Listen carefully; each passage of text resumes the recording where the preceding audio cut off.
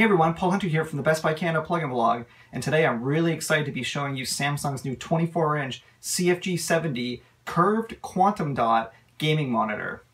If you're a gamer and are looking for a new monitor that's going to give you a crisp, clear 1080p HD picture combined with an ultra-fast refresh rate and amazing contrast to really bring out the detail and vibrancy in your video games, then this could be the monitor for you. Having a look at all the features of this Samsung 24-inch curved monitor and putting it to the test over the last week, I have to say I'm really impressed with what I've seen so far.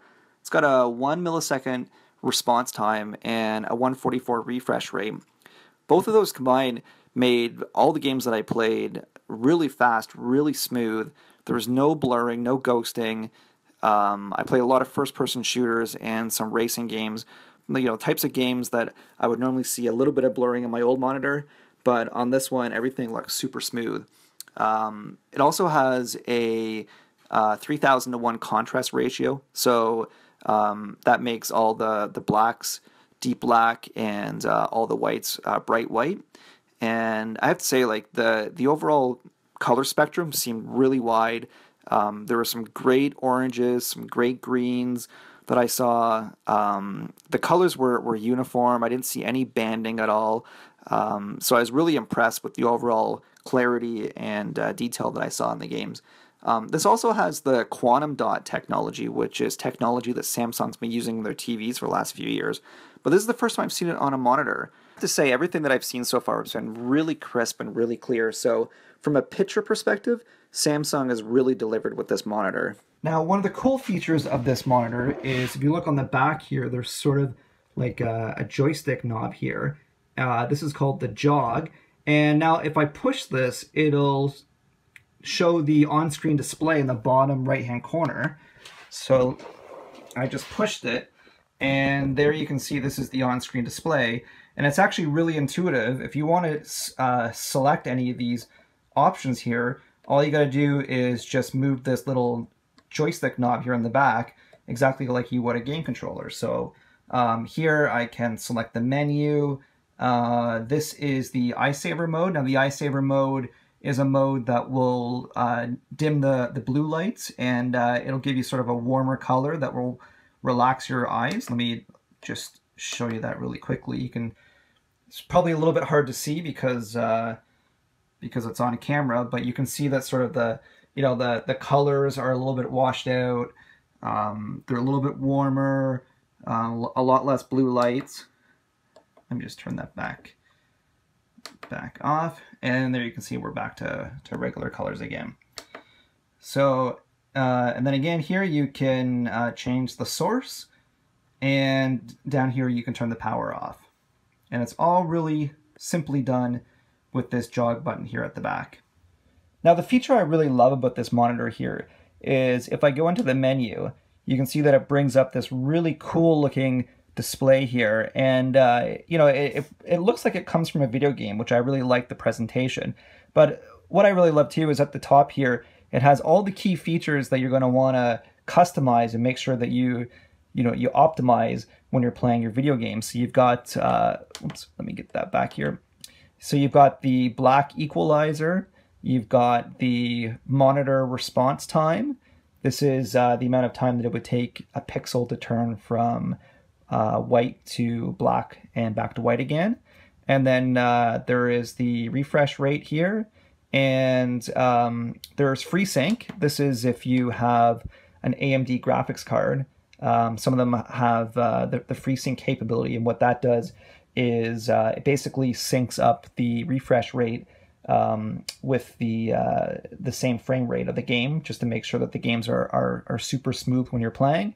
And then also there is the low input lag here as well.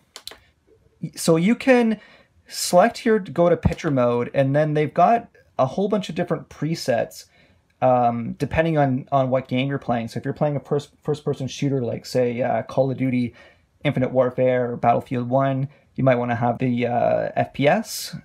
If you're playing a real-time strategy game, we've got that as well.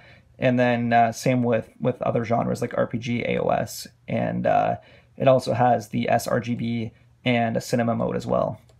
So you can see you can probably see as I'm flipping through that it's, you know, it's changing a few of the settings.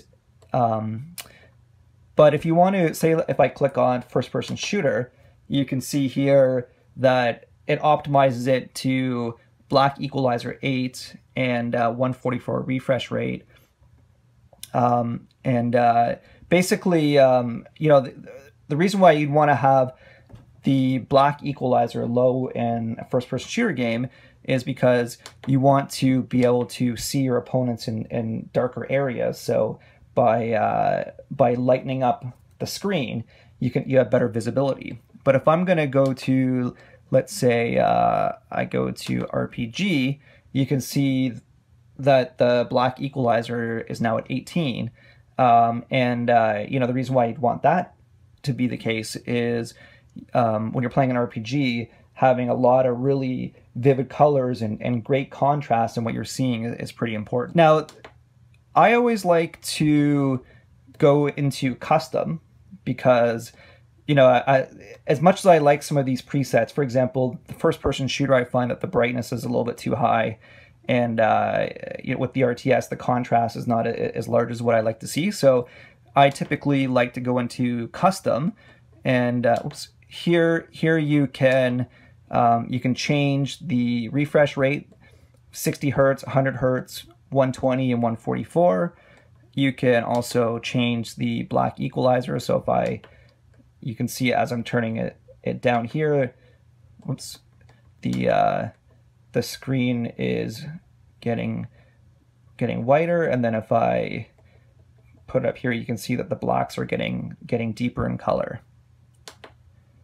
And you can also change the response time. So the response time, generally the standard I find to be fine when I was playing video games. It's a 1 millisecond response time, so that's about as fast as you can get. But you can also, if you want, you can select faster and fastest depending on what settings you want to have for your games. And then there's the FreeSync as I mentioned. And then also you can change low input lag on or off, and you can change the screen size. So the default is wide, but if you want to have, if you're playing sort of like say a classic retro game and you want to have the old 4:3, you can do that as well. Or if you want to have different widescreen settings here, you can also change that. And what's really cool here is, so you can save the settings. So if I just go to save here, you can see that there is game setting 1, game setting 2, and game setting 3. 1 is sort of like an empty circle, setting 2 is sort of like a half filled in circle, and then setting 3 looks like it's almost a fully filled in circle. I'll save it as 1. Save. Now the cool thing is that down here you can see that you have the exact same circles. You've got the circle that's not filled in, you've got the circle that's sort of half filled in, and you've got the circle that's fully filled in. It might be a little bit dark on the picture, but you can sort of see what I'm talking about here. And the cool thing is that by selecting these, you can actually immediately go to your different presets. So you can see, for example, the one that I had just selected is here. And then if I select number 2, you can see that the picture in the background here changes based on presetting 2. So, you know, if you're in the middle of 3 different games and you want to have different presets for all 3 games, you can do that. What I've done so far is I have 2 different presets. One is for first-person shooters, and one is for real-time strategy games. And then the third one is for desktop publishing. So when I want to get some work done, I'll just hit number 3 and do that. But yeah, you have your choice to customize that the way you want, and I think that's a really amazing feature of this monitor. Now, one thing I want to show you too is this monitor actually has a really interesting arm design. You can see at the back here, there's actually 2 hinges on the arm, and if I want to move the monitor up, all I have to do is just simply tug on the top here, and that'll move it up. And if I want to move the monitor down, lower, just push down, and you can see that this arm sort of straightens out here. You'll also notice too that the relative position to your eyes will change as well. So when you have it down in its lowest position like this, it'll be closer to your eyes, and that's good if you want to sit back, you know, relax and perhaps watch a movie.